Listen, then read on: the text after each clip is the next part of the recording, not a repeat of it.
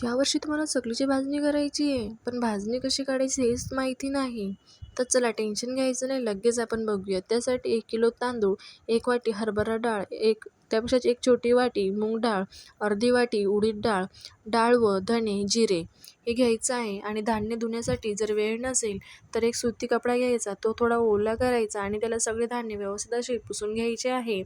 आणि लगेच गॅसवरती कढई ठेवायची. कढई शक्यतो जाड बुडाचीच घ्यायची आहे.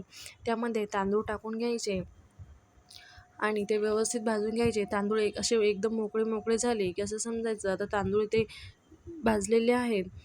आणि तांदूळाचा कलर बदलून द्यायचा नाही, त्याला सारखं सारखं हलवायचं आहे.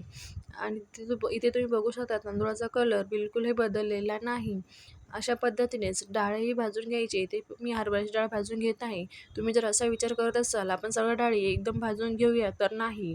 जर तुम्ही मुगाची आणि उडदाची डाळ एकत्र भाजू शकता, पण त्यामध्ये हरभऱ्याची डाळ नाही. कारण हरभऱ्याची डाळ ही आकाराने मोठी असते आणि उडदाची आणि मुगाची छोटी असते. त्यामुळे उडदाची आणि मुगाची डाळ भाजेल, पण हरभऱ्याची डाळ कच्ची राहू शकते. त्यामुळे तसं करायचं नाही.